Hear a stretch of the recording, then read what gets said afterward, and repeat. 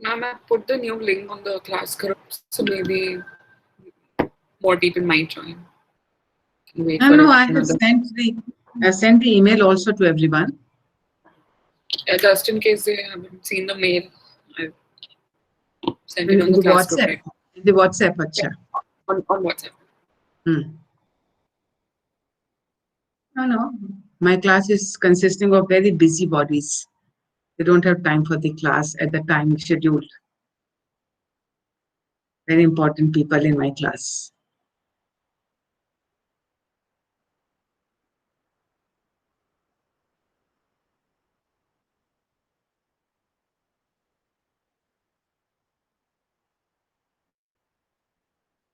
So, okay, do we want to talk about the Domestic Violence Act today?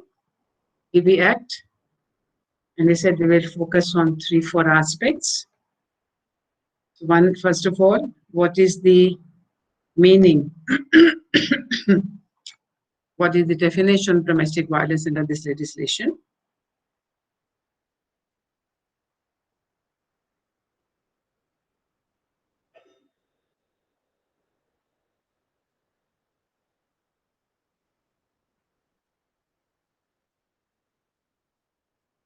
That's the first question. Second, we want to examine is who may be the aggrieved by domestic violence, what are the remedies available, and who may be the respondents. Before we go there to each one of these aspects, we need to understand why did we get the DV Act in 2005 after having got the 1983, the Section 498A, and then in 1984, the second section, we're dealing with dowry death.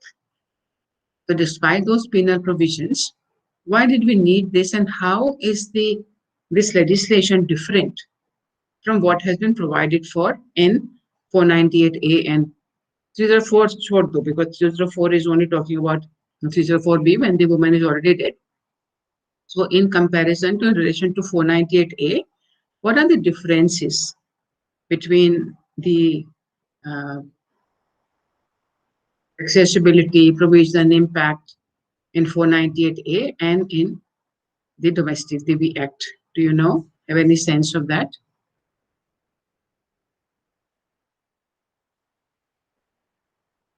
Uh, Ma'am, the right of residence is something which is addressed by the Act. Mm-hmm. Another, It's a very interesting legislation in the sense that certainly the story behind it is that when you got 498A, what was happening was that woman filed a complaint. If at all she did file the complaint, the first thing which will happen is throw her out of the house.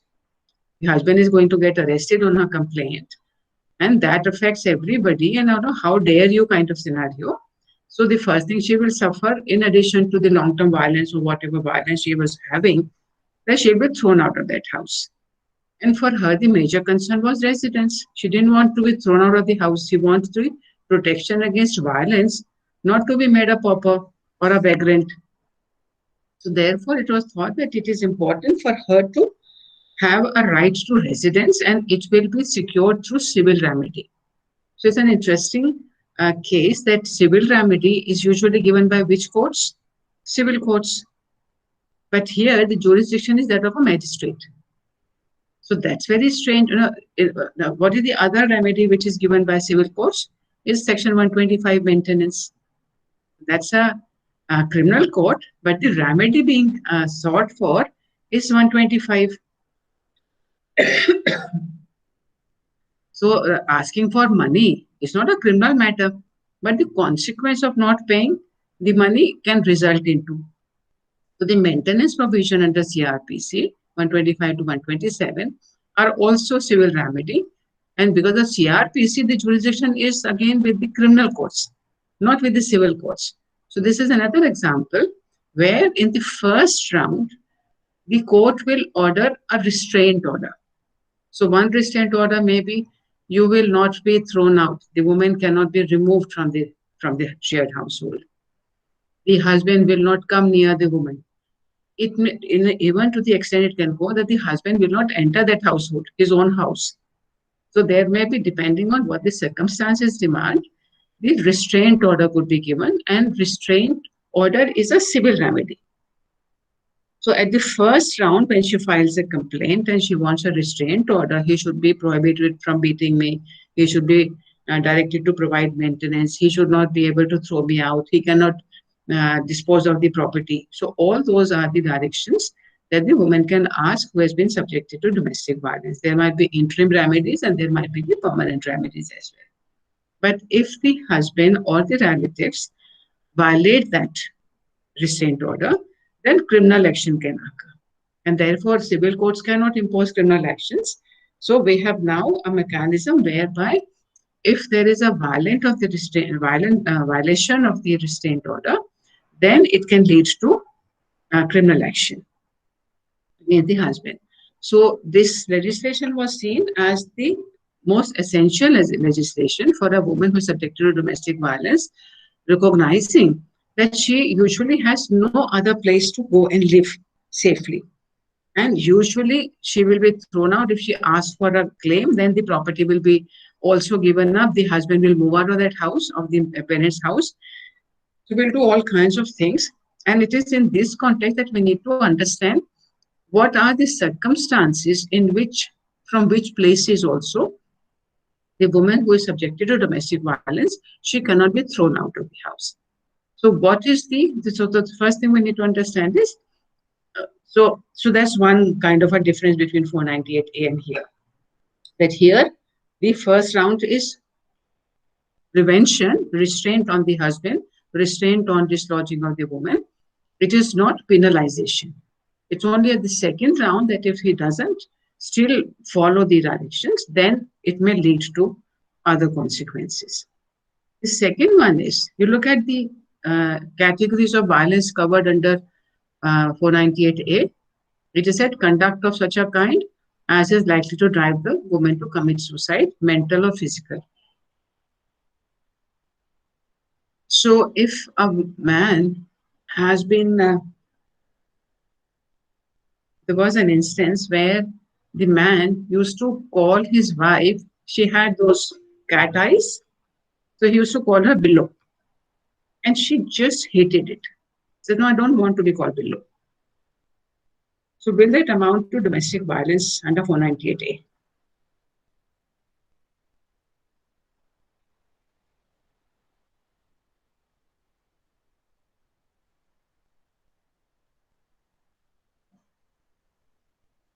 Because one was this willful conduct likely to drive her to commit suicide or cause grave injury to her in mind or body. That's what the first part is. The second part was harassing her for fulfilling any unlawful demand for money. So will this fall into that category? Or for that matter, if he is raping the woman, having sex with her without her consent.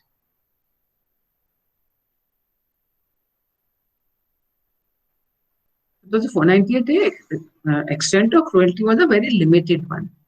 This legislation expands a lot more situations. So if I suppose a woman is prevented from going and meeting her parents, neither the parents are permitted to come to her house or to their house, nor is she permitted. Till the time your parents give me 2 lakhs, you will not talk to them. You will not meet them. They will not be permitted here.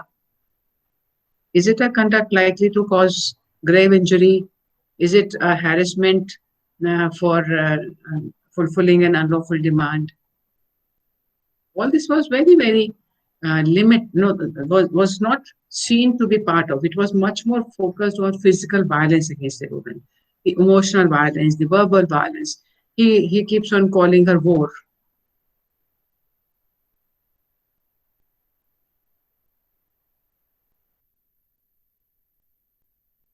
A was a very, very limited category, and also the consequence of it was not actually helping the woman. So therefore, the demand was that no, we need to make a change in the law and get a different relief which actually the women need. So 498A was coming from where? From the experience of violence, and the response to violence is punish the offender. That legislation was not coming from the perspective of the woman who it is meant for her protection, but it is not taking cognizance of the consequences which will happen to her when she uses that provision. So it was a standard state objective, no, the state response that anybody who causes violence, we have recognized it's a special category. Women are more, the wives are more vulnerable. Therefore, we recognize it. So it was really not stepping, the state was not stepping into the shoes of the woman and finding out what will happen to her when she files a complaint. They were more focused on punishing the offender rather than providing security to the woman concerned. That did not lead to her and did not provide her any security. It actually made her homeless. So therefore, this legislation addresses that aspect and say that you need to ensure, one, there should be no violence. The violence must stop. Secondly, she must not be displaced. She must be able to provide for her children and herself. Because it is usually expected that, if there is a marriage, there will be children also. Whether this legislation is limited to only married women or women. I think Soumya did answer it that the other class. It is just saying women. 498A limited to married women.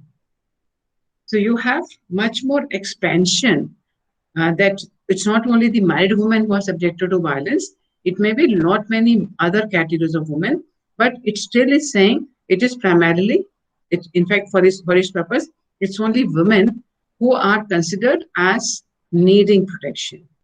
But that is what the issue is.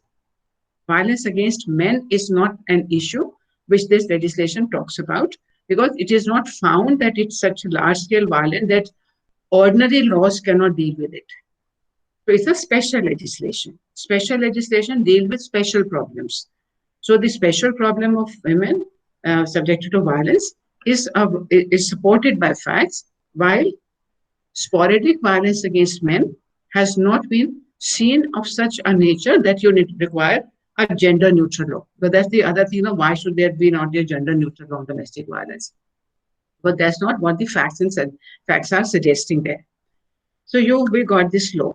Now let's look at the sections, some of the important definitions.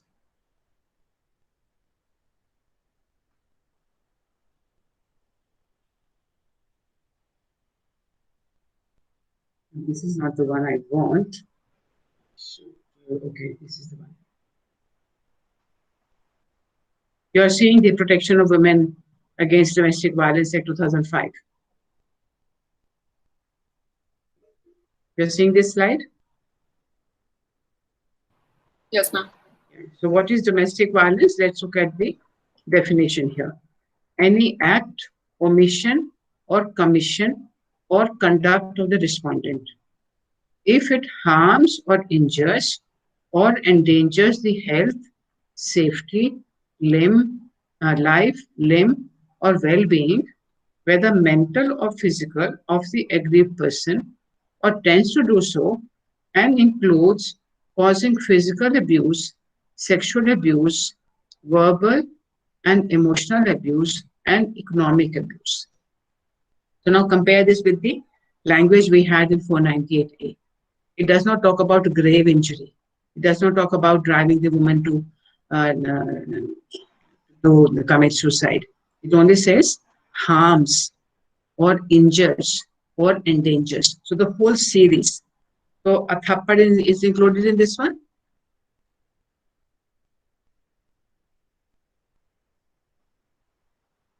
Yes, ma'am. And it says B, harasses, harms, injures, or endangers the aggrieved person with a view to coerce her or any other person related to her to meet any unlawful demand for any dowry or other property or valuable security. How is this different from the second part of 498A?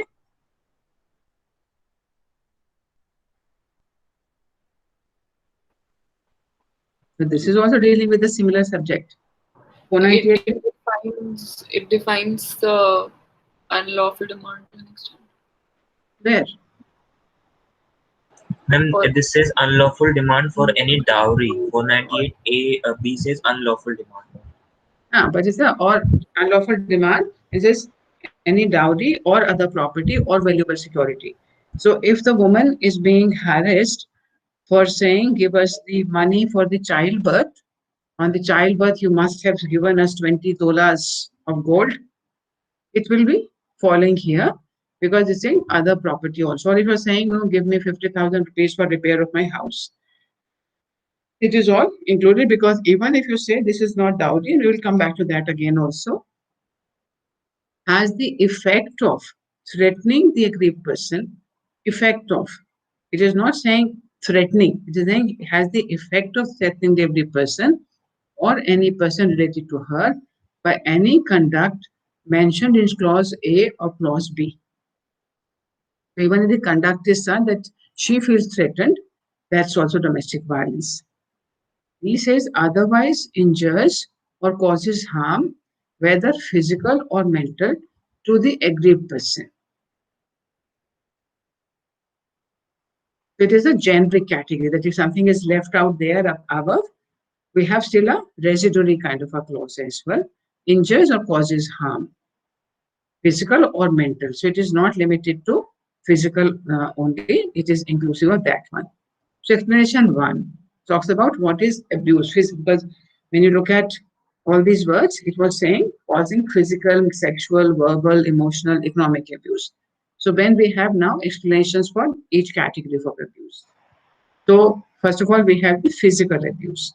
Any act or conduct which is of such a nature as to cause bodily pain, harm, or danger to life, limb, or health, or impair the health or development of the aggrieved person, and includes assault, criminal intimidation, and criminal force. So some of the offenses have been listed and some of the actions have been.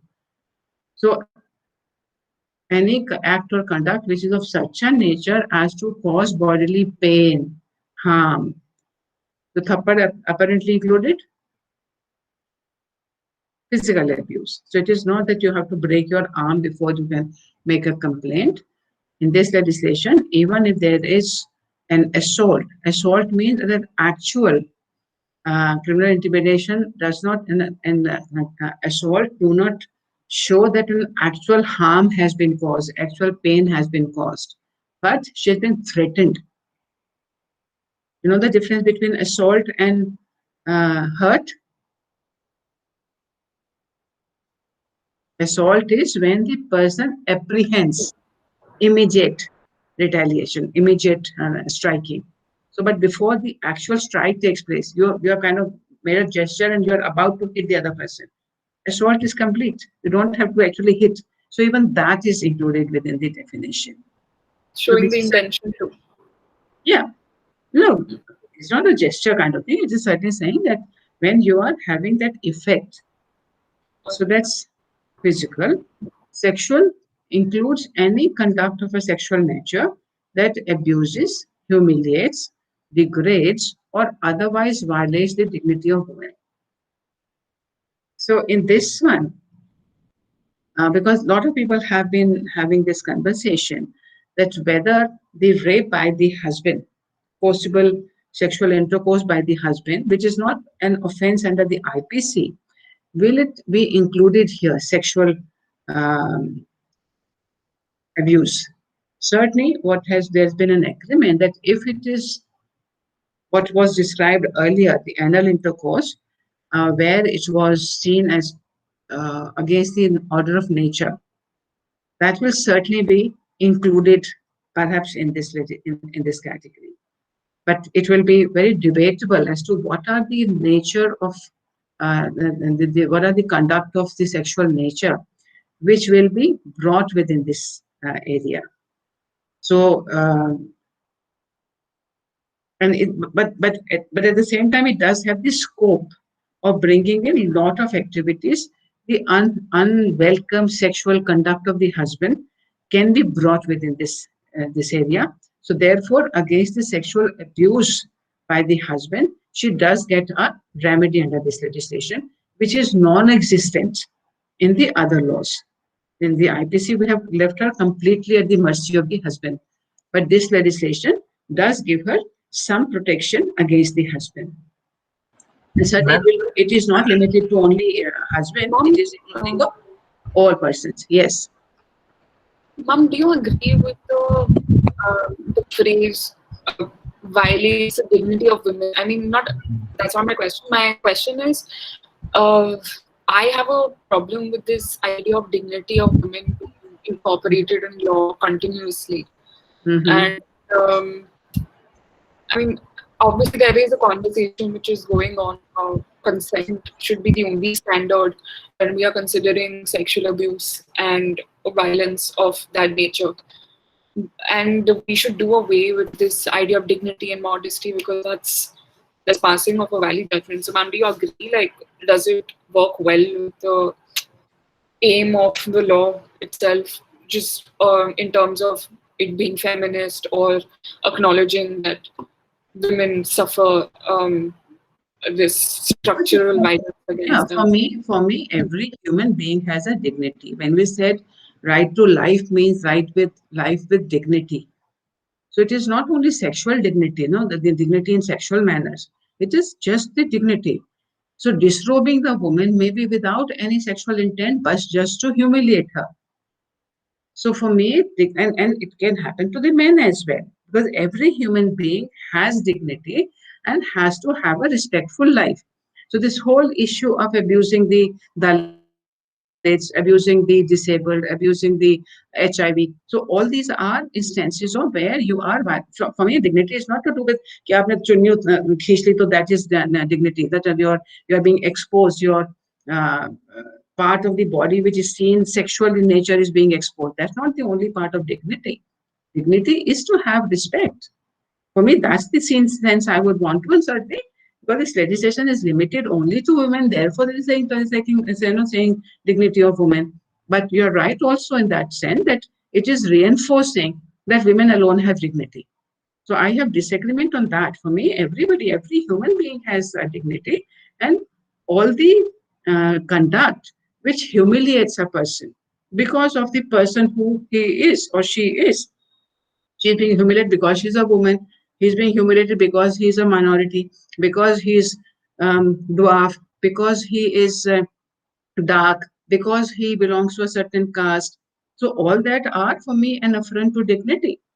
But in this context, because it is talking about sexual abuse, therefore it is linked up with the sexual nature also. But dignity, generally speaking, has to be much bigger than only of the sexual nature. Ma'am, so when we talk about this phrase dignity of women in a legislation, which approach is this, paternalistic or patriarchal? Like, what is it? I would still When say it is patriarchal. okay. No, it's a paternal, it's patriarchal, patriarchal. Because it Ma'am, is still saying, it is still, yeah.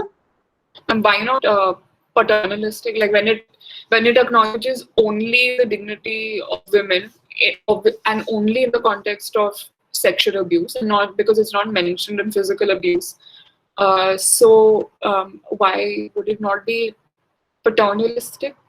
I think there's a lot more paternalism because it is recreating the stereotypical images of who women are Hmm.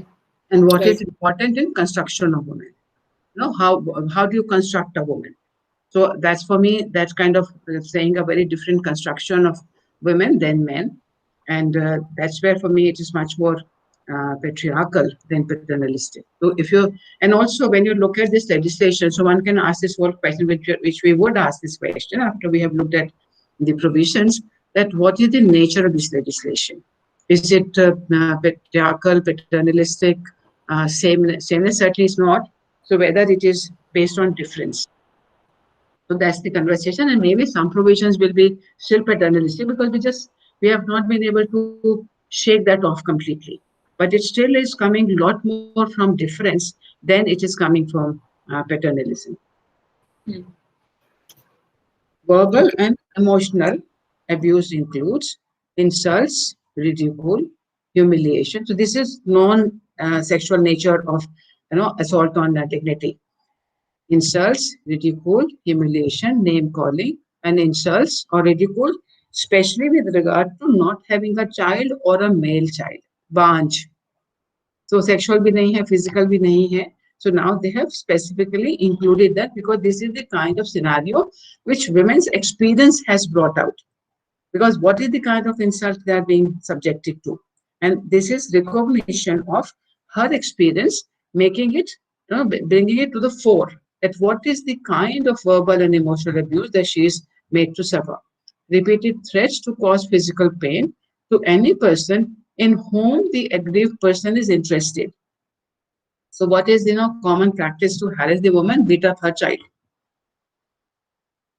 उसका अगर भाई by chance रहता है साथ में तो उसको मारो. So somewhere they're not beating her, but they're beating somebody else, and she is powerless to protect that person.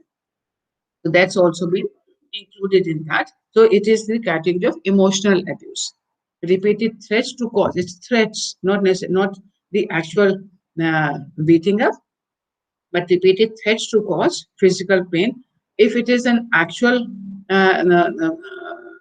injury given to the person, will it come in the physical one or will it still be in the emotional? Repeat threats to cause physical pain to any person in whom the aggrieved person is interested. Economic abuse, deprivation of all or any economic or financial resources to which the aggrieved person is entitled under any law or custom, whether payable under an order of a court or otherwise, or which the aggrieved person requires out of necessity, including but not limited to household necessities by the aggrieved person and her children, if any, Stridhan property, jointly or separately owned by the aggrieved person, Stridhan property, jointly or separately owned by the aggrieved person, payment of rental related to the shared household or maintenance. So that's another detail coming from the woman's experience of abuse. So now we have a whole range of how they are subjected to violence. So it is not only one thappad, one physical, what we found in um, the National National Family Health Survey was only about physical violence. 1 in 3 women have suffered domestic violence. But now you are saying that this range may be much larger. When you look at this whole manner, the whole range of activities which are caused in order to subject her to violence. So when it comes to economic violence, and we know this Om Prakash case in Kannada, if you remember. She was being starved. And then she escaped from the husband's house in a very, very bad condition. She would have died there. So she was just being deprived of, she was not being beaten up. So she may be separated from her children. She may not be given any money to purchase the ration for herself and her children. She may not be given, they were living in a rented house, so the husband moves out of that house, goes to his parents' place. And now she's left without any renter. So let her do it. No, बहुत ज़्यादा होशियार बनती है, चल अपने आप देख. So these are all manner in which women are subjected to abuse. So then they are saying, and look at this one. One says, aggrieved person is entitled to under any law or custom, whether payable under court order or otherwise. So the other one, when you look at the other one, it says or.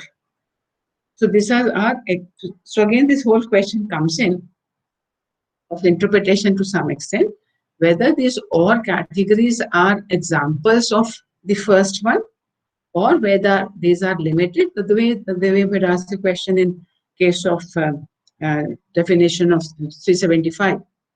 After secondly, you have thirdly, fourthly, fifthly. So whether limiting the scope of the previous one, or whether there are illustrations.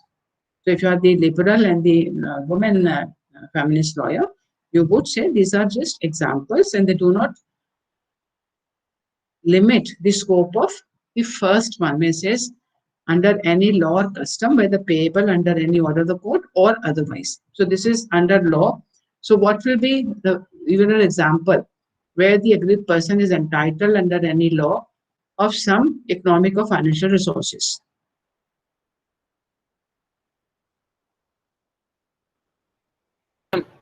Can you repeat the question? No, what is the example of the first category? It says deprivation of any economic financial resources to which aggrieved person is entitled under any law Maintenance one. Maintenance, good example. So maintenance is under law, she is entitled to maintenance, and if that is being denied to her, she will be, that will amount to economic abuse. Or And then which the inherit. aggrieved person requires out of necessity. So if she needs medical care and she's not taken for medical care. I mean, inheritance rights. Inheritance. Yeah, so this one, every person requires out of necessity, including, it's very important to read the words, no? When we know that when definitions are given, sometimes the definition section uses the word it means. Sometimes it says includes. Sometimes it says but not excluding. So these are the words which can give you the scope. So when it says including, it is not limiting the scope of the this requirement out of necessity. Limited to how, but not limited to household necessities by the aggrieved person and her children. Household necessities में क्या आएगा? Ration. तो yeah, that will come. Clothes भी आ सकते हैं. Rent, fee, Rent, children's, because you will find that rent separately will mention है. So if separately mentioned नहीं है, तो what are the other things which you will find here? Then if any, then is Stridhan. What is Stridhan? And the transfer of property to the woman during marriage. By whom? By whom? From her parents. So what about I think Punjabiयों में दो word होते हैं दाज and wari. So Daj is the one which she brings from the parents' house. Some of the items. Yeah, Ankit? It includes both from the side of the bride and also from the side of the bridegroom.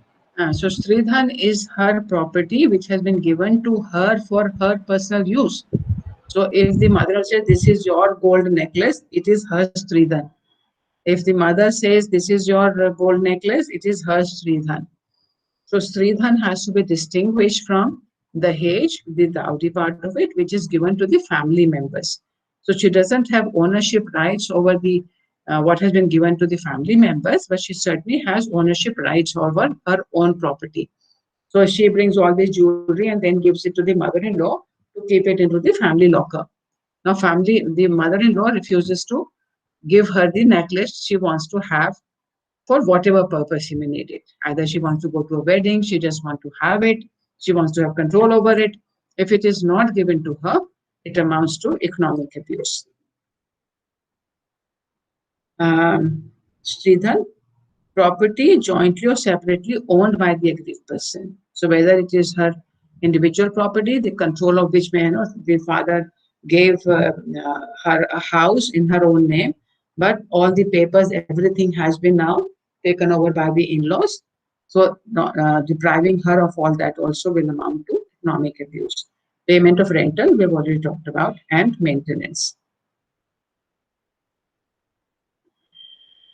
Economic abuse has got another angle to it also. So it is not only limited to deprivation of all this, it also includes disposal of household effects, any alienation of assets, whether movable or immovable, valuables, shares, securities, bonds, and the like, or other property in which the aggrieved person has an interest or is entitled to use by virtue of the domestic relationship, or which may be reasonably required by the aggrieved person or her children or her Sridhan or any other property jointly separately held by the aggrieved person.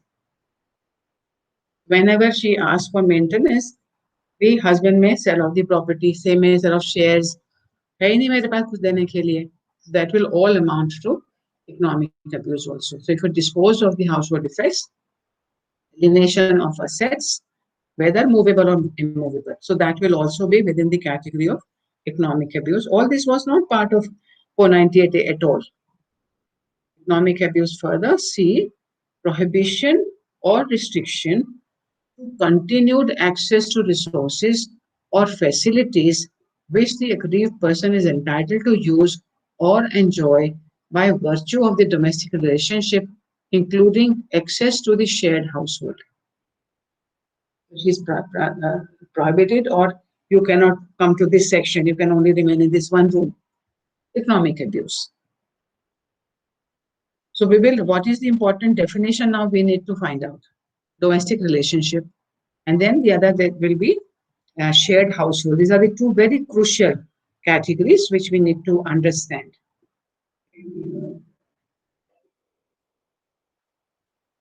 Explanation to this section says, for the purpose of determining whether any act, omission, commission, or conduct of the respondent constitute domestic violence under this section, the overall facts and circumstances of the case shall be taken into consideration. So it is not only that this fact is proved and therefore it will be, we will have to look at the circumstances also, that may be the husband has lost his job. If he has lost his job without leaving the job, then it may be a different circumstance and may not amount to abuse. So aggrieved person, any woman who is or has been in a domestic relationship with the respondent and who alleges to have been subjected to any act of domestic violence by the respondent. Domestic relationship means, now look at the word, it does not say includes, it says means a relationship between two persons who live or have at any point of time lived together in a shared household when they are related by consanguinity, marriage, or through a relationship in the nature of marriage, adoption, or are family members living together as a joint family. Here you can see that when we are talking about the woman, it is not limited to only a woman connected with marriage. That was major limitation in 498A. Here we are saying you have a domestic relationship. So if you have joint family and you are living with your cousins and one woman cousin, because it has to be a woman, she says she has a share in the household and she has done. Today we have co-partnership. She's a co-partner. She's entitled to, let's say, half. There's only one cousin you have, your chacha's daughter. And she says she's entitled to half. And you say, no, you can live in one room. We will not change your one room possession, but we will not let you have access to the other rooms. Will it amount to domestic violence?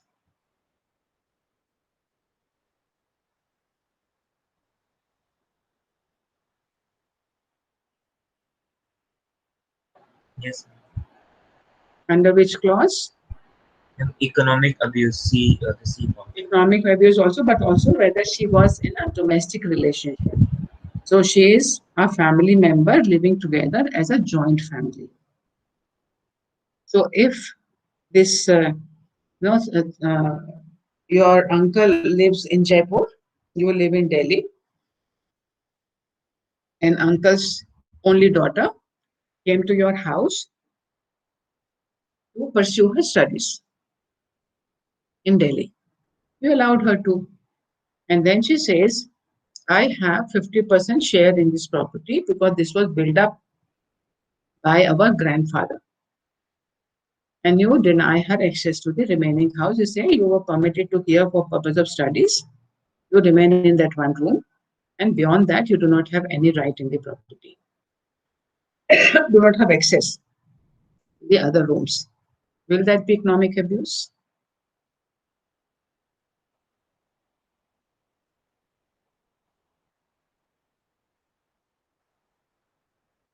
Is she in a domestic relationship with you? And I think we eliminate marriage, adoption. No, they shouldn't be adopted. And, so we eliminate that. Consanguinity. Or through it. Okay. It was consanguinity.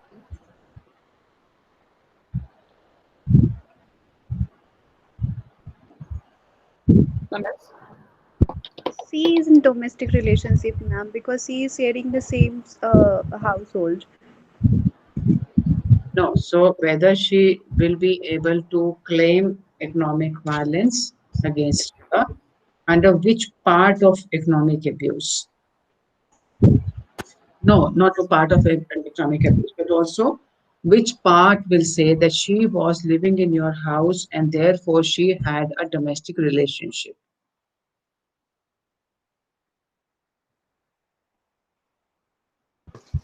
Ma'am, maybe family members living together as a joint family. So first of all, we will determine, are you living, your brother is, your uncle is living in Jaipur, your father is living in Delhi. Are you still a joint family? It says between two persons who live or have at any point of time lived together. So, uh, so at least for that part, she's qualified in a shared household, Mhm. and they're related by consanguinity. Hmm. So these two conditions are satisfied. So when you say consanguinity, are we talking about people who have a right to live in your house, or whether the people you had permitted to live in your house? But when it comes to wife, for example, she has a right to live in your house. But whether your cousin has a right to live in your house? Not So No, whether ma'am. whether no. the fact that you permitted her, does it give her a right of residence in your house? Mm,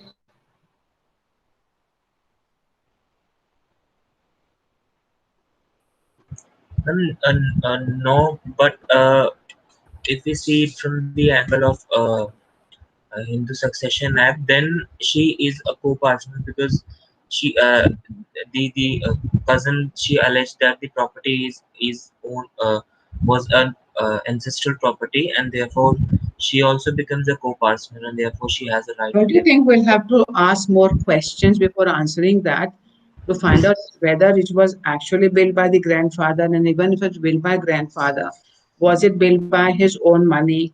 Whether he had willed it to your father? So all these questions will have to be asked, no, before we say that. So whether there is a, suppose you, no, I'm quite sure all of us have gone and visited and stayed, spent our summer vacations with our grandparents or with our uncles. We have gone and spent time with our friends' houses. So we have lived there. So French Ordo. So you have gone to a Bua's house and spent 1 month there. Are you now in a domestic relationship with your Bua? And therefore you have a right of residence in that household.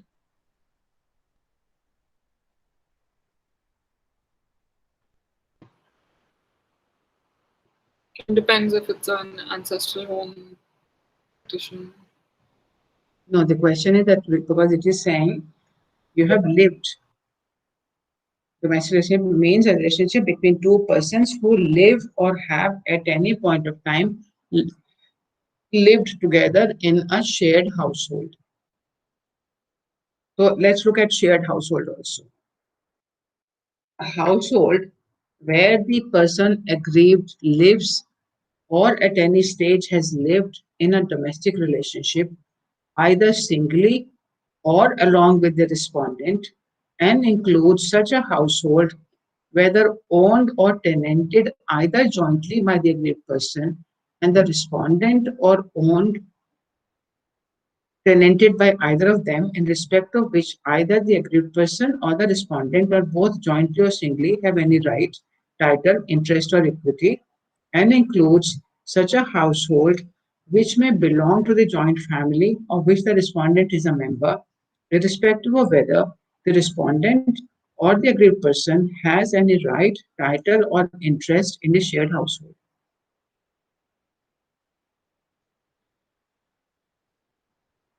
So when you have gone and lived with your Bua for 1 month, whether that household becomes a shared household, and whether you can be said to be in uh, domestic relationship.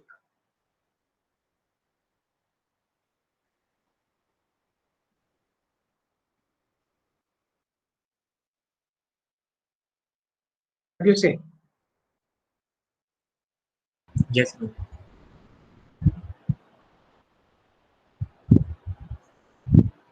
You go to anybody's house, you live there for 1 week, you become, you create a domestic relationship with that person.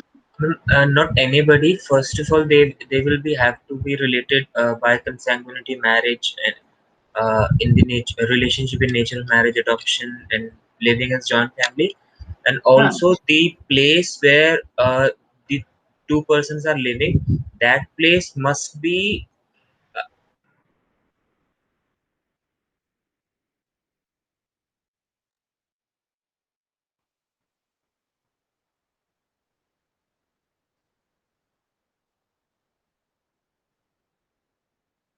have I lost people? I've stopped listening. I don't hear No, anything. I think Ankit is facing some internet Okay. issues. Huh. So I was checking out the meaning for consanguinity. The fact of being descended from the same ancestor.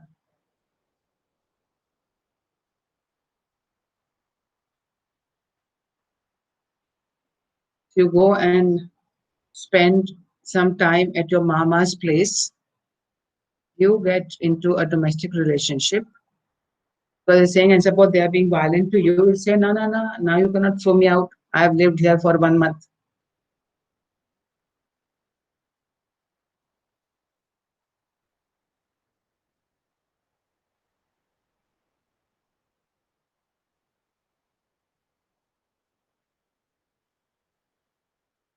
So that two, right? So this was actually the issue and this was an example which Justice Karju has given in Batra versus Batra, that you go and visit lots of places. No, you go and visit friends, stay overnight. So then, if we were to say that wherever you go, you create a relationship of a domestic relationship, and that household becomes a shared household, then you will have a right of residence in all these houses, whether you have stayed there overnight or you have stayed there for 1 month. And I think that the judge got confused between the two words we have in English language. When you go and quote unquote live at your mama's house for 1 month, are you living there or you're staying there? Is there a difference between visiting a place and living there? So and also when the purpose of living is very categorically that you have come here for doing a 3 month course, you have come here for 3 years course. So your purpose of visiting was very categorically limited for that period. So you were staying for 3 years at your mama's place, even if you had come for graduation to that household. So for me, I would make a distinction between living somewhere. So when you move your household, the whole family has gone and they have now started living in the uncle's house. No, the Delhi house got sold up and then you move to that other house and you started living there only. Then it's a different thing. At the time of marriage, for example, the woman, after the marriage, the woman was brought to the household where the groom's parents were living. Groom is in the army. He is on a non-family station, so he goes away. After bringing the girl, he can't take the woman to his place of posting. He goes away. It's a 2 year posting, and in this 2 years, she is being subjected to a lot of violence by the parents-in-law. They don't like her lifestyle. They don't like that she gets up late, whatever that may be the reason. Whether this woman has a right of residence in this household or not. Is she in a domestic relationship in this house? Whether this household is a shared household, from where she cannot be thrown out. Can she ask for a restraint order against the in-laws? The husband has not come to her rescue. He's not coming. Has not come for the rescue, and she is asking for restraint order against the in-laws, saying, I have been subjected to physical violence and economic violence. She can do that if she is in a domestic relationship and if she is in a, she has lived in a shared household. So whether this house, it belongs to the parents-in-law, it does not belong to the son. It is the personal, private personal property built up by the father.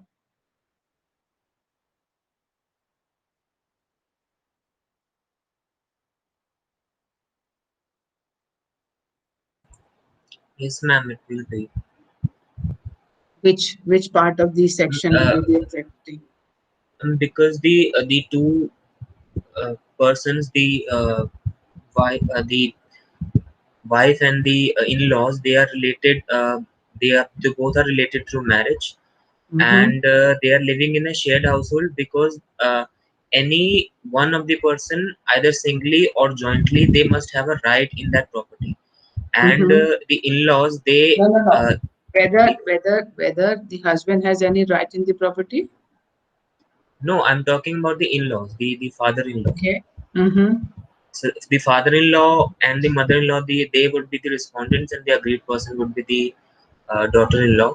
So the Mm-hmm. father-in-law, he has a right in the property singly, not jointly with the agreed person. So that Mm-hmm. would be a shared household. I think we want um,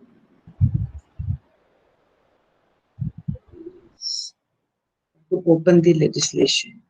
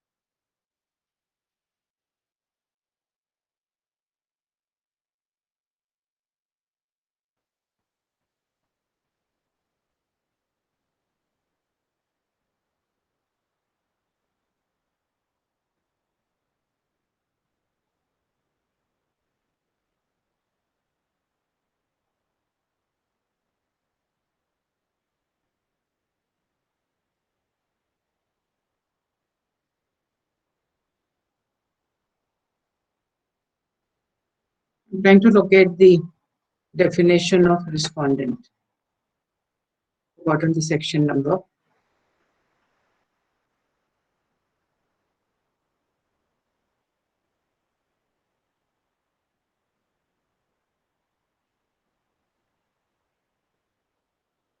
I've been very early in the day. It's 2Q. 2Q, what does it say? It uh, it says respondent means any adult male person who is or has been in a domestic relationship with the aggrieved person and against whom the aggrieved person has sought any relief under this act, provided that an aggrieved wife or female living in a relationship in the nature of a marriage may also file a complaint against a relative of the husband or the male partner.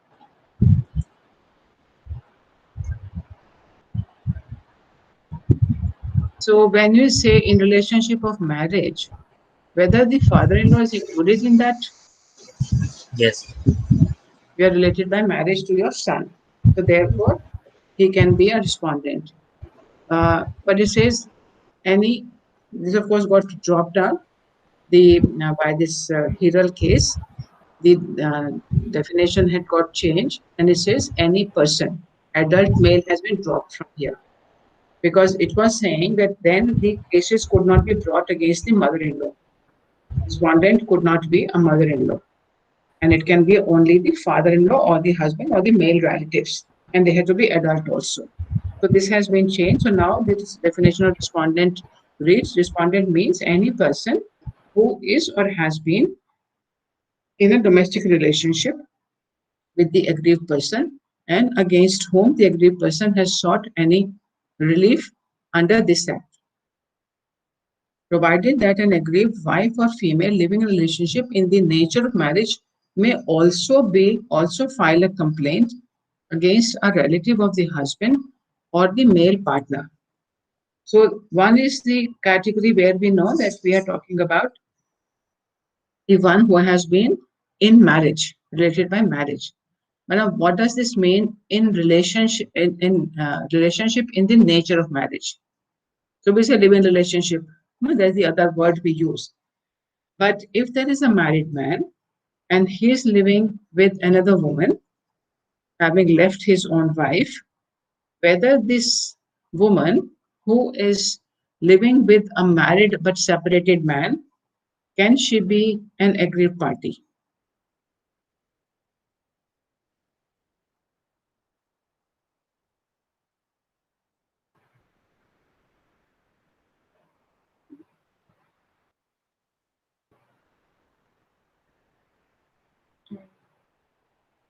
Whether this relationship can be said to be in nature of marriage. Ma'am, it will depend the conditions that they're living in. I don't think Which because he's condition? married would disqualify ma'am, the period of cohabitation and like whether they are indeed qualifying to be said to cohabit. If it's a, I think it can be evaluated on the same grounds as a live-in relationship. Just because he's married does not provide him any kind of protection from that kind of from committing domestic violence against.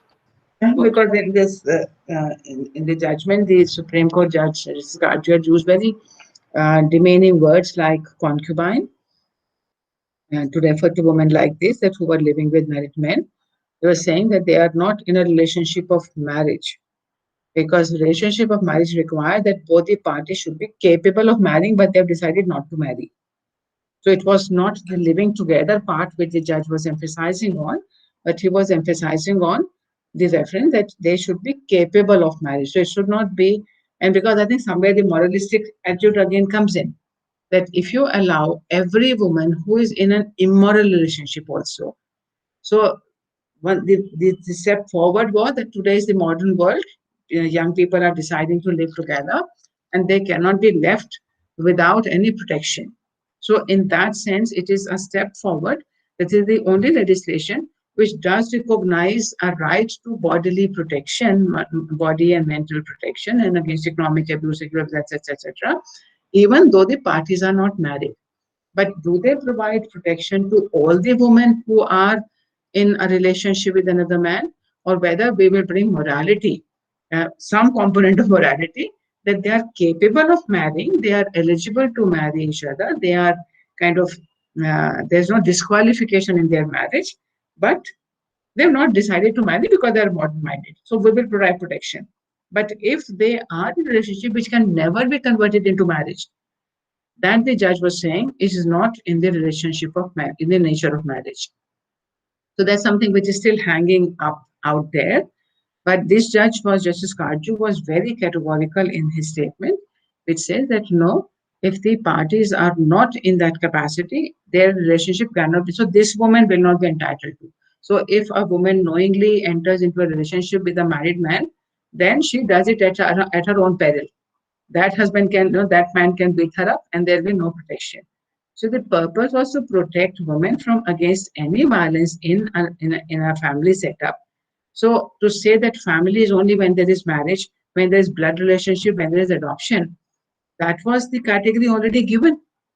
So the category which was added was a different category, but the judge still brought the narrowness of that, narrowed down the interpretation to say this is only those which are capable of their relationship can convert into marriage. But if the relationship is between two people who cannot marry, cannot have a married marriage, then that relationship is not in the nature of marriage. So for me, that is again bringing morality in a scenario where there is violence being permitted. So by withdrawing the application of the law from that scenario, we are now saying that women, be careful. If you get into a relationship which cannot be justified, even if you try to, you will not be protected. So as we were saying, earlier a lot of judgments came that a prostitute is also entitled to protection. Merely because she is doing sex work does not mean she is not entitled to protection against rape. And that was kind of had needed to be emphasized because it was seen that she is doing an immoral act, and therefore her consent, no, her voice has not to be understood. Yet we are, in a very, very subtle and indirect manner, we're still saying the same thing, that you do these wrong things at your own peril. So if you are being just modern and still within the parameters of the law, which says you can have a valid marriage, you may be protected. But you cross that boundary, you are living with a person who is abusive to you, and you cannot marry him, then you suffer. So certainly in the case of maintenance, in these kind of cases where the man and when Sonia was saying, no, it depends on how long they have been. So we have had cases where for a long time they were living together as husband and wife, while they were not capable, the husband already had a wife living. In some cases, the judges have granted her maintenance rights, but still inheritance rights, right to properties, and nothing of that has been granted. So we are still putting a moral limitation on their conduct, even though we have made a really huge leap forward by recognizing violence in relationships like marriage, but not really marriage. So marriage is one, but so when we were talking about the other categories, we had marriage, adoption, consanguinity, and blood. So when you say consanguinity, and we are talking about it is descendants. So if these are the other members who are entering the family, then they have to be in the relationship of marriage or by adoption. So there is this lineage, and then these are these other by marriage or adoption. So that's what we are protecting. And then they said in relationship of in the nature of marriage also to be included. Slide.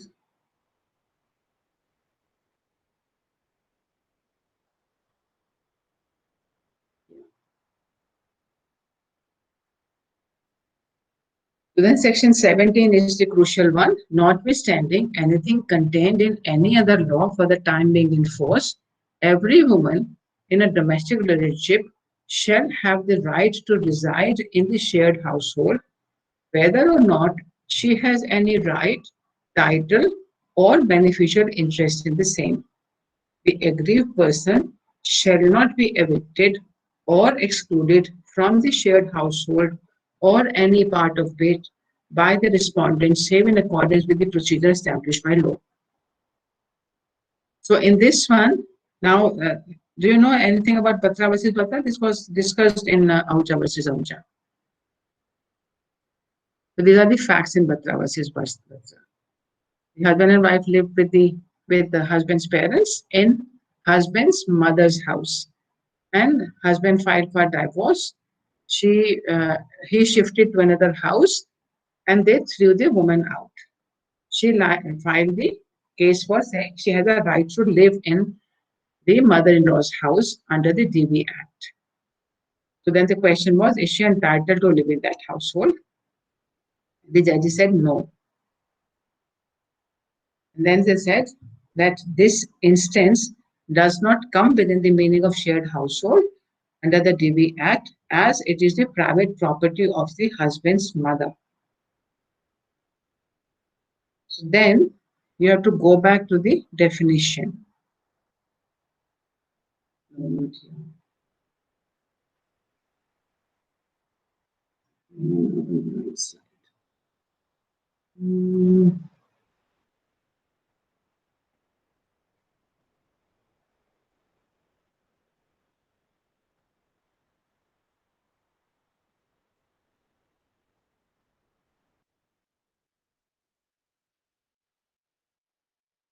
This is the definition of shared household.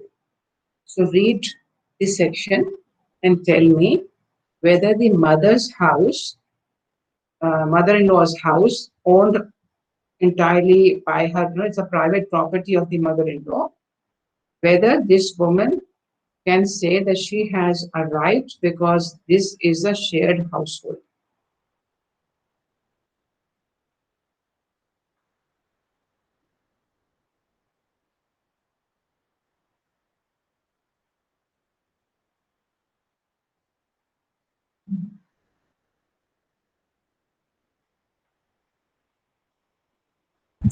Then in this case, was the husband only the respondent, or the husband and the mother-in-law, they were both the respondents? I think it was the mother-in-law also there. So then it would Because she be was the one who was included in the defending. definition. Hmm? Then it would be included in the definition of shared household, because since the mother-in-law is the respondent, and it says that the property must be owned singly or jointly by the respondent or the aggrieved person. So the property was owned singly by the respondent. So it would include as shared. But the Supreme Court in Batra versus Batra said this is not included, because the section says that such a household which may belong to the joint family. So this did not belong to the joint family, and therefore she is not entitled to right of residence here. No, it may not belong to the joint family, but the line just above that, it says the respondent or both jointly or singly have any right, title, interest, or equity. Yeah, they don't have anything. No, the respondent had a right singly had a right in that property, because the mother-in-law and the husband, they both were the respondents. The respondent, remember, at this point of time when Batra and Batra happened, the respondent was the males. Yeah, so it would be the husband who is the respondent. Okay. So the mother-in-law can't be the respondent. So it is the husband. Then that It was a male. It was an adult male person. Now, would it make a difference if it was the mother-in-law? Today it does. Today it does make a difference, but at this point of time, we are talking about that in this judgment, the respondent would have been at that point of time only the male, adult male. Okay. So, how do we read the section to conclude that she has a right to residence if the mother-in-law is the respondent? No, today, because those words, after Hiral's case, the words in the definition of respondent, which says adult male, that have been dropped. So now a woman can also be a respondent. At that point of time, the woman could not have been a respondent. So, Okay. So the whole question is, how do you interpret this section? Look at from the beginning, where a person aggrieved lives or at any stage has lived in a domestic relationship, either singly or along with the respondent, and includes such a household, whether owned or tenanted either jointly by the aggrieved person or respondent, or owned or tenanted by either of them, in respect of which either the aggrieved person or the respondent both jointly or singly have any right, title, interest, or equity, and includes such a household which may be belonging to the joint family.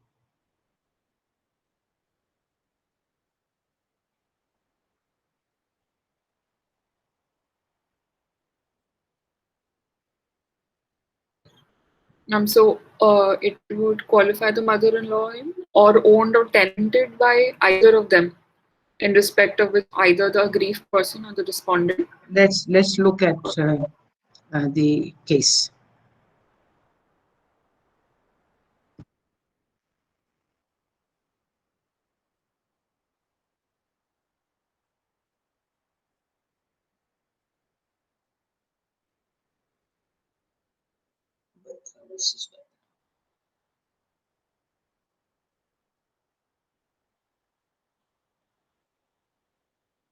After marriage, respondent Taruna Batra started living with her husband Amit Batra in the house of the appellant number 2.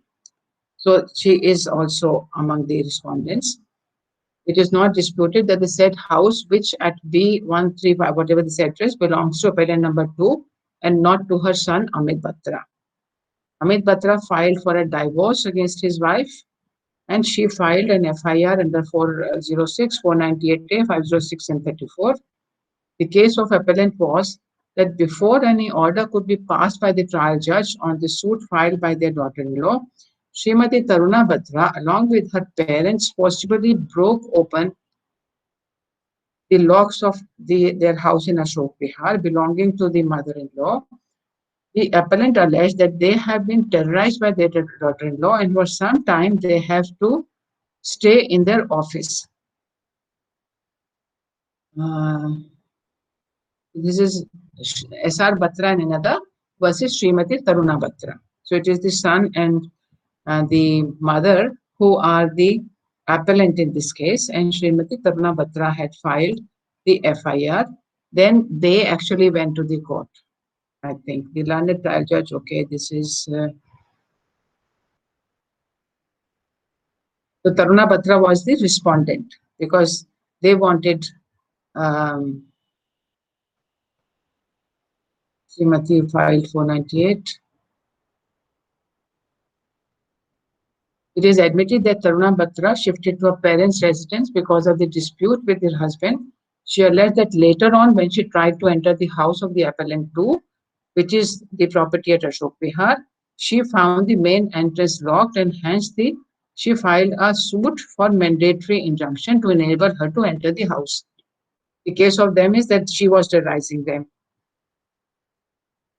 The learned judge decided both the applications for temporary injunction by his order. He held the petitioner was in possession of the second floor of the property and he granted a temporary injunction restraining the appellant from interfering with the possession of Srimati Taruna Batra. Against the aforesaid order, appeal filed in Srina Civil Judge, and he held that Srimati Taruna Batra was not residing in the second floor. He also held that her husband was not living in the suit property, and the matrimonial home could not be said to be a place where only wife was residing. He also held that Taruna Batra had no right to the properties other than that of her husband. Hence, he allowed the appeal and dismissed the temporary injunction. Aggrieved, Taruna Batra went under Article 227. The single judge held, even if her husband Anil Batra had shifted to Ghaziabad, that would not make Ghaziabad the matrimonial home of Srimati Batra. The learned judge was of the view that mere change of the residence by the husband would not shift the matrimonial home from Ashok Vihar to where the husband is, particularly when the husband had filed a divorce against his wife. On this reasoning, it was given. We are unable to agree with the view taken by the High Court. Then they looked at the British law, etc. And then they said,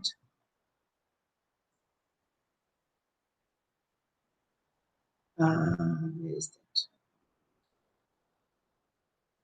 that? So this is the part which I was saying, where they said, it is quite possible that the husband and wife may have lived together in dozens of places with the husband's father, husband's paternal grandparents, his maternal parents, uncles, aunts, brothers, sisters, nephews, nieces.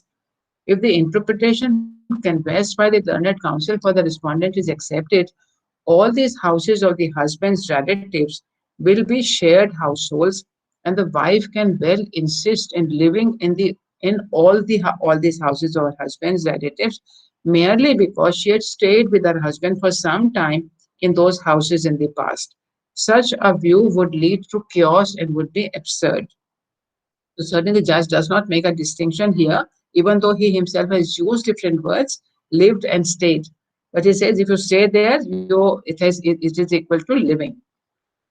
In our opinion, the claim for alternative accommodation can only be made against the husband and not against the husband's in-laws or other relatives. Husband's relatives likhna chahiye tha, or against her in-laws or other husband's relatives. A shared household would only mean the house. This is, they're saying 17, section 17. A shared household would only mean the house belonging to or taken on rent by the husband, or the house which belongs to the joint family of which the husband is a member, the property in question in the present case neither belongs to Amit Batra, nor was it taken on rent by him, nor is it a joint family property of which the husband Amit Batra is a member. It is the exclusive property of the mother. No doubt, the definition of shared household in Section 2S of the Act is not very happily worded and appears to be a result of clumsy drafting, but we have to give it an interpretation which is sensible and which does not lead to chaos in the society. And therefore, they dismiss the um, contempt because they had not. So this is how the case was disposed of. Now, with this one, we go back to our um, definition, shared household. So therefore, certainly when she was living with the husband in that household, whether it is a shared household within the meaning of this one, when she has lived in a domestic relationship, either singly or again along with the respondent. So any household where the aggrieved person has lived at any stage in a domestic relationship with the respondent, lived, not stayed. And then it says, and includes. So whether the words include at two places in this section means these are exhaustive of the categories. Because when you look at the other categories, it says includes such a household, whether owned or tenanted, or includes a house which is of a joint family property. So whether it then excludes from the purview of this section a household of the mother-in-law, the private personal property of the mother-in-law, where she has lived with her husband in a domestic relationship. That's where the interpretation difference is happening, and this is how the Batra and Batra has been set aside. Last year, I was raising this question, and the class was all for Batra and Batra. That's the right decision. And I was saying that is not right because when the definition says includes, includes is not exhaustive of the scope. Includes is only illustrative. So when the definition itself says that it includes a tenanted, it includes a joint family, does it say that no, then it excludes, which is not joint tenanted and which is not a joint family property, whether the definition excludes that from the first part, which is generic, wherever she has lived in a domestic relationship with the respondent. What do you think? Read the definition again and explain to me that when you look at the first opening phrases, it is only saying a household where she has lived singly or jointly with a person with whom she has a domestic relationship. So whether that will determine the scope of the section or whether the examples given in includes.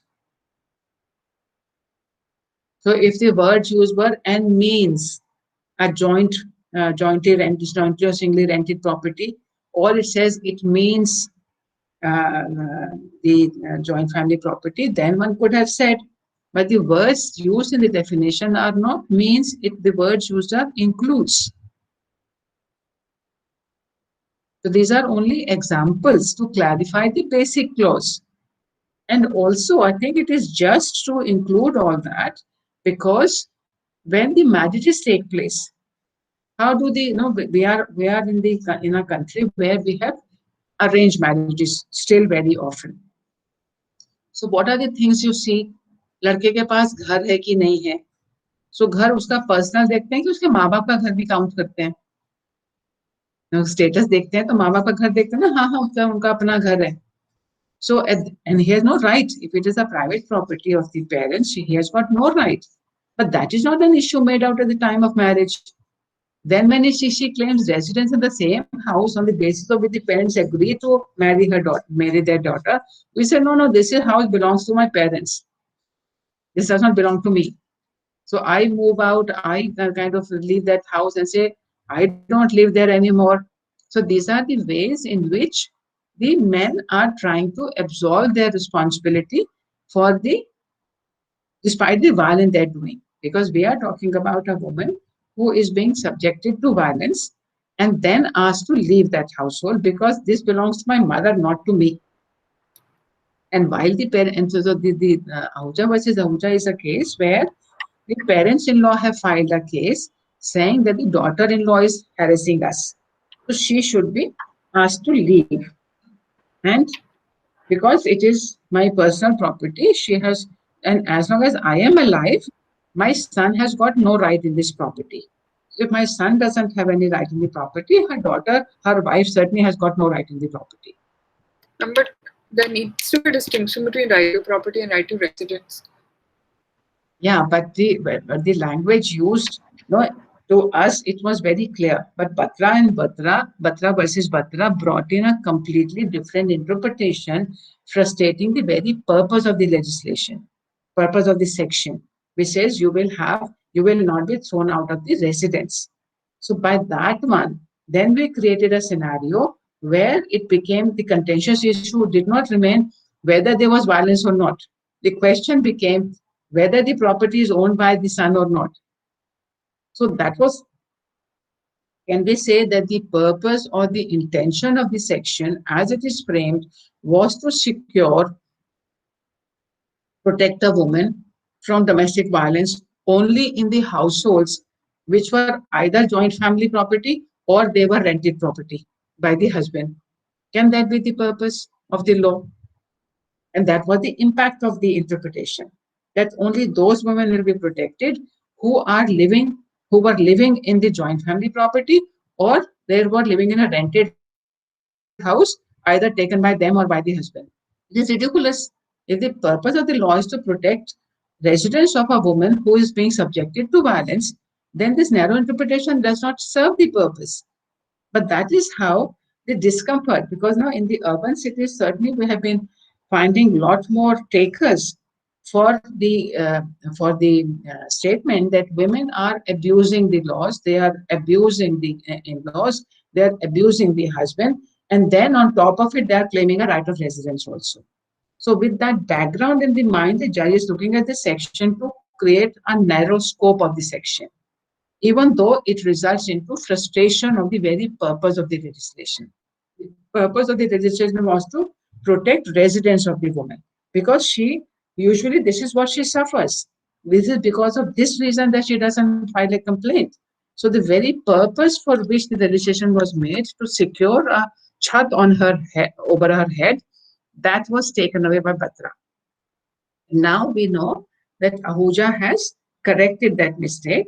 Ahuja has mentioned that Batra versus Batra was not a right interpretation because the very purpose gets frustrated and the word is includes. So includes mean that these are not exhaustive categories. These are just examples.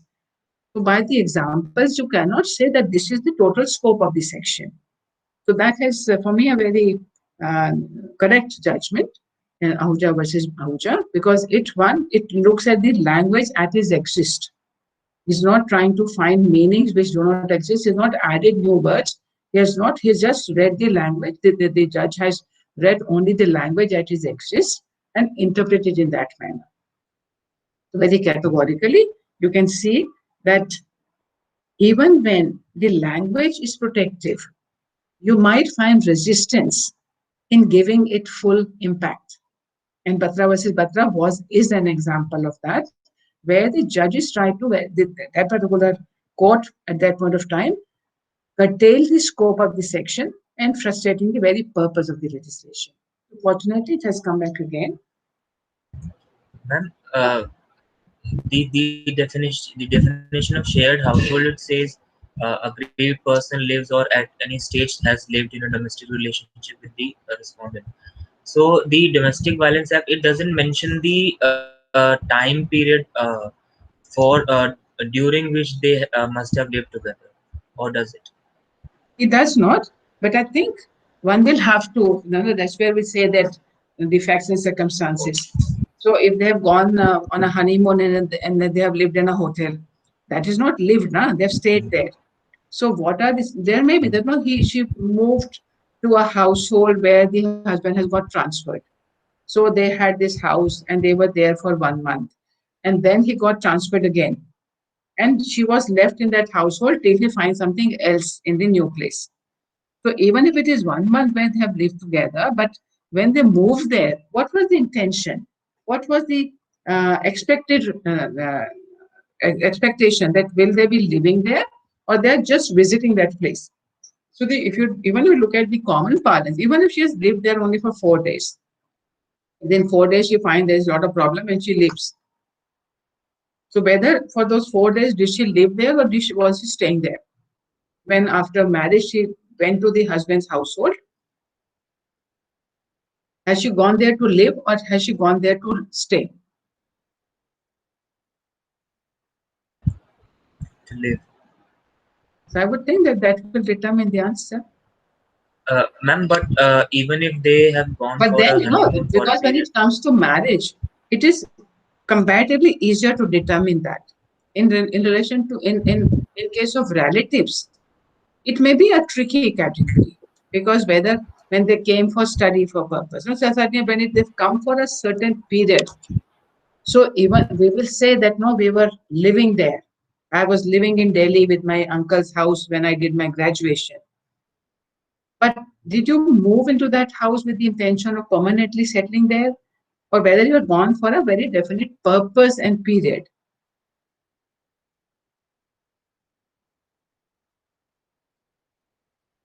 And if you want to be protective, suppose no, this girl does come to your house for 3 months, for 3 years, and you are being violent to her, whether she should be permitted to then say, I have a right of residence, you cannot be violent to me, cousin.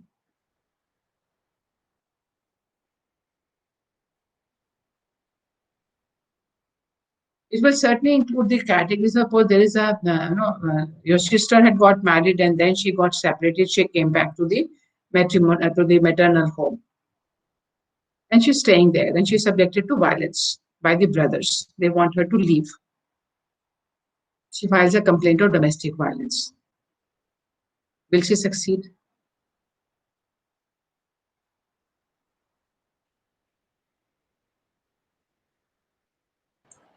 yes.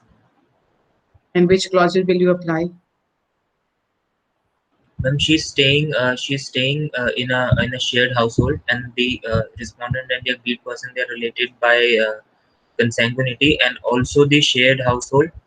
The sister and the brother, they both have a right jointly and also singly in that household. So if it is not a Hindu family,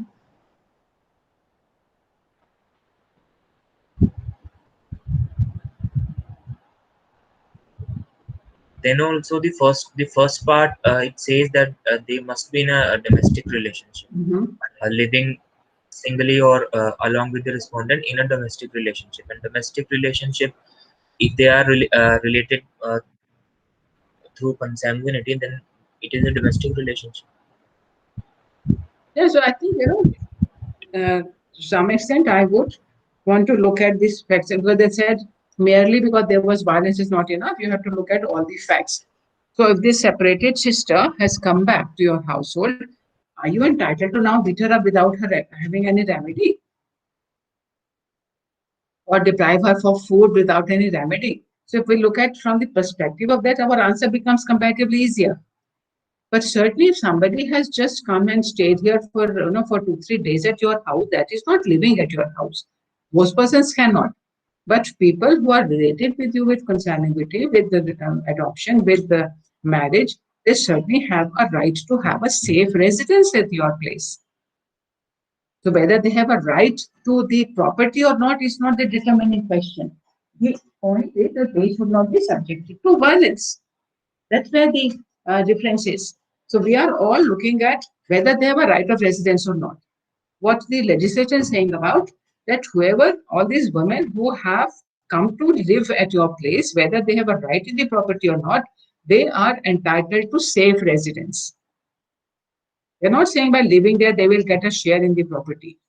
They're only saying that they will have a right of residence in that property if they have lived in that household, in if it is a shared household and this is a relationship, either a domestic relationship or a relationship in the nature of marriage. So a friend comes and lives in your house. Is she entitled to protection of residence in your house? No. But you're not connected in the relationship which have been listed out. So you have to, one is making, no, because the options available to friends who have come to live is to move out if you are violent. They don't have to stay there. And if you are not, because the moment this friend becomes, start living in relationship of marriage, then it's a different equation between the parties.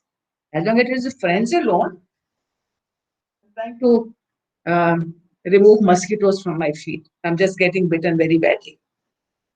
Therefore, I'm going down to save my feet. It's okay. So that's where the distinction will lie, and one will have to determine that. But I certainly think that even so for us the lessons from this one is that the language is much more exhaustive than it has been in the earlier legislation, and despite that, we did find the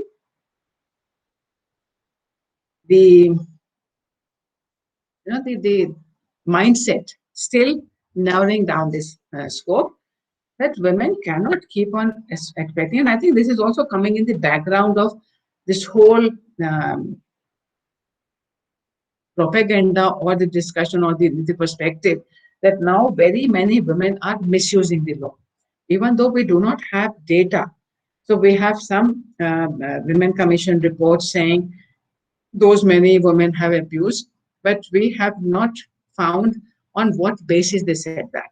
What were the reports that they had done? What kind of investigation they had done to say these are false complaints? So this is one of those statements which ultimately harm the woman's interest, especially when it's coming from the Women Commission itself also. So this whole question as to who are women, who are speaking for women, is not a question of the sex of the person. It's much more a question about the sensibility of that person towards a certain sex and their sensibility and awareness to that issues in the world. I would want you to look at the report on implementation. Royce Collective is the one which has initially drafted the original domestic protection of women against domestic violence legislation, and a lot of variations were made. The Royce Collective was very unhappy with the final draft which has come, but it is still is better than not having anything. And they have been doing this because it was their baby. They were the ones who had actually what do you call them, lobbied for this legislation. So they still own it up. They still keep on bringing these periodical reports on implementation. And that also tells us that it's a continuing struggle. So please have a look at the report and see whether you find anything interesting there. Come back with key points from the report. And then next class, we can have a look at the issue of dowry. We'll look at what the definition, what the changes have been made. I suggest read the article I've written. Maybe it makes sense. Ma'am, I have a question. Yes, Ankit.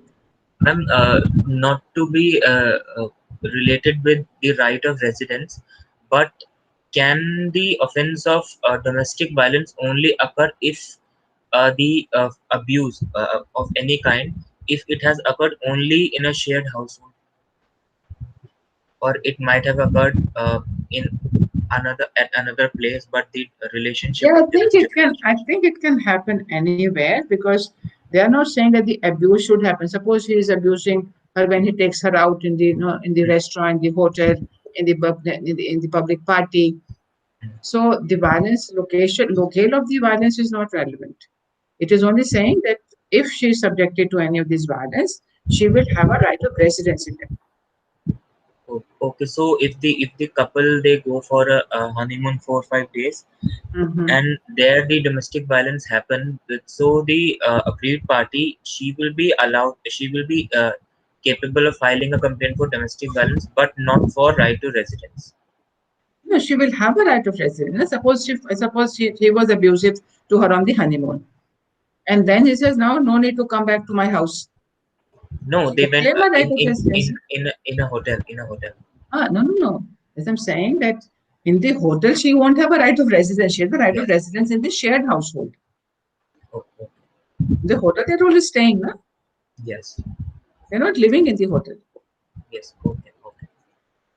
Even I have one question, ma'am. Yes, Saloni. Ma'am, in most of the cases of like domestic violence, like women are not willing to file a complaint. She's like कि SHO साहब मेरे husband को एक बार call कर दो या ससुराल वाले को डरा दो कि वो physical violence या किसी तरह का violence ना करे, but हम complaint file नहीं करना चाहते because I have to save my marriage. So what remedies in that case, ma'am? Only because all the laws and all the enforcement agencies try to bring, even in when you file the case for divorce, there is the first obligation of the courts to bring about reconciliation. So women are trying to negotiate their space. So they're not saying that because there's one case in which the judges said that if a woman is insisting that the husband should live separate from the in-laws, it amounts to mental cruelty. So separating the son from the parents is mental cruelty, entitling the husband to go for divorce.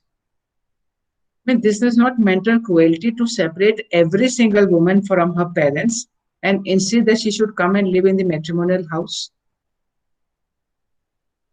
with the husband. So she can be deprived. There's no mental cruelty in the very institution of marriage when daughters are deprived of their parents after the marriage. This is seen as normal. But if the wife says, you also separate, I separated from parents, you also separate, then it is mental cruelty. So very, very categorically, double standards keep on raising their heads. This you can keep seeing it now and then.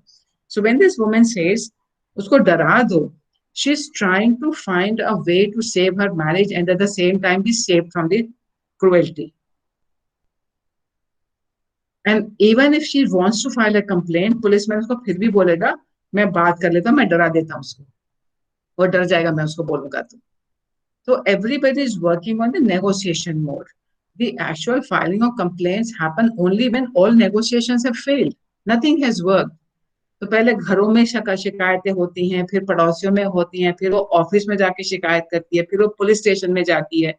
So there are, and also before, even for the first time when she raises her voice, it takes a long time abuse before she raises her voice at the starting point.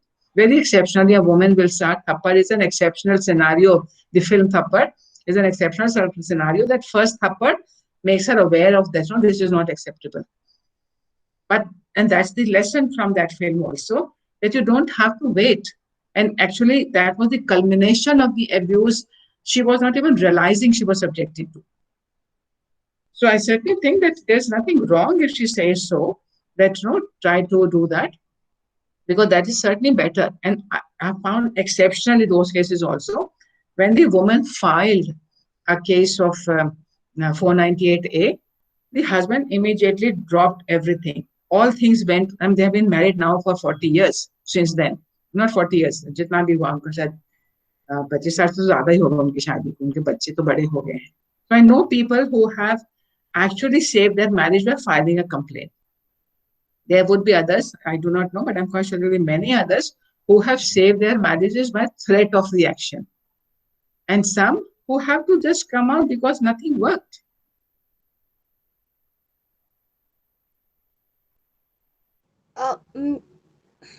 And also this whole issue of abuse has also been found. And I was witness to one Lok Adalat where 16 families, it was a matrimonial Lok Adalat. 16 couples were there, all wanting a divorce. All but one had filed a complaint of 498A. And each one of them got good settlement amounts because there was this 498A pending. This woman, she said, I just want out. She did not got a single penny. She had a 1.5-year-old child. She waived the maintenance amount for even for the son. This doesn't matter. I am just happy to be away from this man with my child. That's all I asked for. Mutual consent granted that day to her without a single penny for even her son's maintenance, because she had no handle to bargain for a settlement. So the lawyers suggest to the woman who is complaining of violence कि आप 498 की complaint डाल दो, disagreement है तो डाल दो, taunt है तो डाल दो, जो भी प्रॉब्लम है, आप नहीं रहना चाहते हो, but you need a settlement, file a complaint of 498A. So this is the advice given by lawyers. जैसे अगली दफा आपका हस्बैंड मारे तो उसको थोड़ा सा और उकसाना, ज्यादा आपको मार पड़ेगी, आप सह लेना, फिर जाके मेडिकल करा लेना. We need evidence. This is how cases are being built by lawyers. So this is not the women who are so well aware of what they can do. It is we only as lawyers who make all this possibility of abuse. And then the blame is put on the women that they are abusing. But the point I was making was that having a law gives you a handle. In the absence of the law, till the time we had the Domestic Violence Act, what was the handle for a woman who was subjected to taunts, who was subjected to economic deprivation, economic abuse? Could she file any complaint? But she has a genuine problem there. So she had a genuine problem of having some, say was being told, itni kali ladki hai, hum to muh dikhane ke kabil nahi rahe. So she's just sick of it. She doesn't understand, but that language, that taunt did not fall within 498A. But she had no other means of saying, stop this. I will not accept this. So she says, okay, 498A complaint. So she was using the law as a handle to bargain because she doesn't have the bargaining position. So the law was giving her a handle whereby she could do some bargain for a safer place or a better split, better agreement for separation. So that is how the issue of misuse arises. So the 498A complaint are not filed by people who are happily married. They are unhappy for one or the other reason, whether rightly or wrongly, and they have not been able to settle their dispute amicably, saying, okay, let's part on these terms and conditions. So they are not able to do a mutual consent divorce. And if the woman is clear that either she wants to improve the marriage or she wants to leave the marriage, the only manner in which she can get out of the system is through 498A. That's what the law suggests to her. So that's also another aspect of this whole issue of misuse of the 498A provisions. But certainly, now we have moved away from there. We have these other options also available, though it is not easy, despite the fact that when you look at the Boys Collective periodical reports on implementation, it's not easy for women to file complaints, to follow that up, to actually, in case of maintenance, the biggest problem has not been to get the order of maintenance, to get it implemented, to actually get the money. So the court has given restraint order. Kiranjit Ahluwalia is an example where she had filed 2 complaints of domestic violence. Restraint order were given, but the husband did not stop abusing her.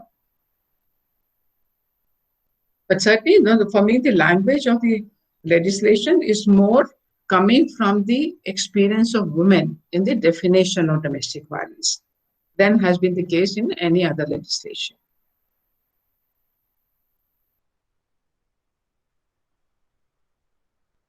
But ma'am even though like कि अगर police मतलब उसके मतलब in laws को या उसके husband को suppose like कि डराता है या फिर समझाता है, कुछ भी करता है, बट अंडर व्हाट अथॉरिटी, मतलब बिना किसी कंप्लेन के पुलिस के पास कुछ अथॉरिटी? विमेन सेल है ना, विमेन सेल में जाती है वो.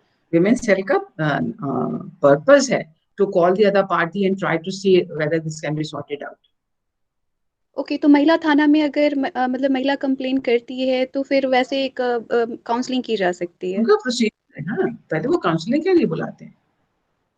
Okay ma'am. काउंसलिंग में वो थ्रेट इस्तेमाल करेंगे कि प्यार से बोलेंगे, वो उनकी मर्जी है, depending on how the man is behaving.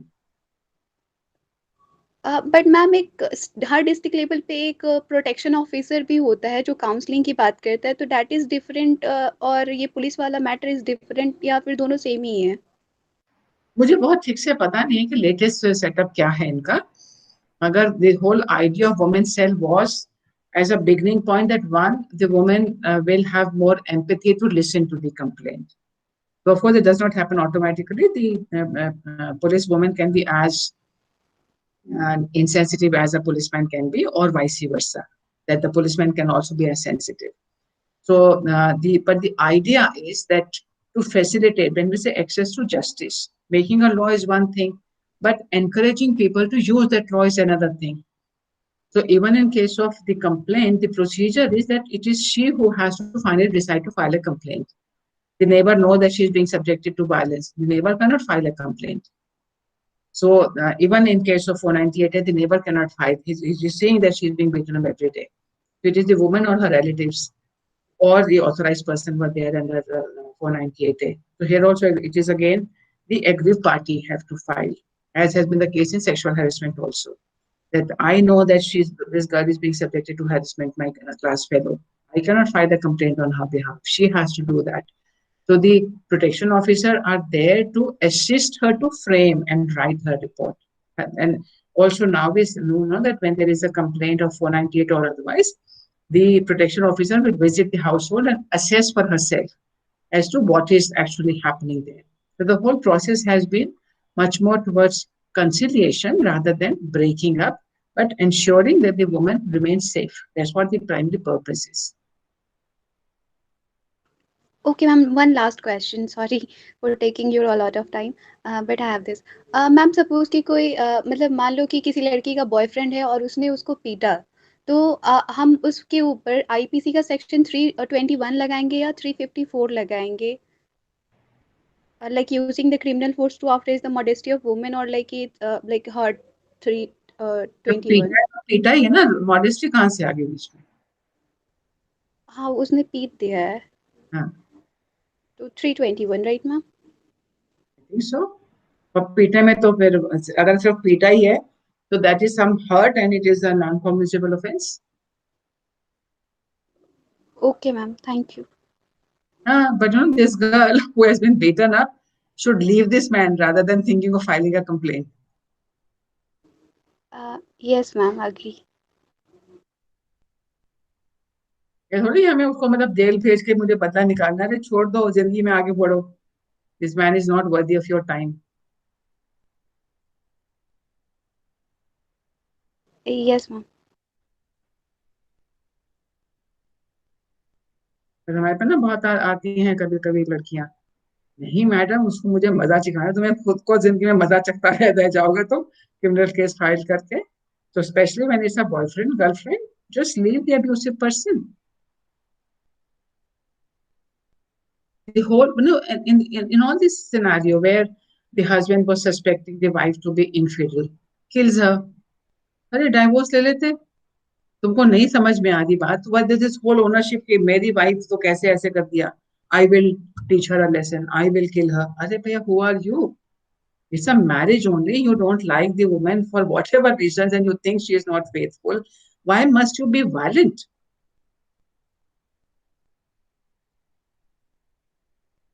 So there is violence in the relationship, leave it.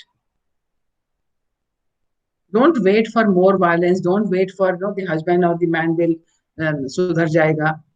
लड़का तो अच्छा पर कभी कभी गुस्सा कर जाता है, फिर अच्छा किधर बचा? If he doesn't have this much of control over himself, if he doesn't respect you for who you are. So we all have to relearn, unlearn our givens. कि नहीं हमारा तो जन्मों जन्मों का साथ है, भूल जाओ. जन्मों का साथ दोनों को मिलकर निभाना है तो चलेगा, बट डोमेस्टिक वायलेंस सहते हुए निभाना है ये तो कहीं नहीं लिखा है. It is not only the woman's responsibility to ensure that the जन्मों जन्मों का साथ जन्म तक सेम रहेगा. It is a mutual responsibility. One is not respecting, then just move out. And we have laws which says divorce. If it is a marriage, otherwise it's a live-in relationship, just move out. The problem in the West has been that even when the women move out of those relationships, which are in the nature of marriage or boyfriend-girlfriend scenario, the man still follows her. We've had many instances where women had to be relocated, given new identity so that the abusive man will not follow. So this possessiveness does not come only from marriage. It comes just because of the fact of I'm a man. And if I've selected a woman, that's my property. She cannot go away. That thing has to be certainly become conscious of, and both men and women have to work on that as to how to respond to this scenario. So, okay, can we stop today?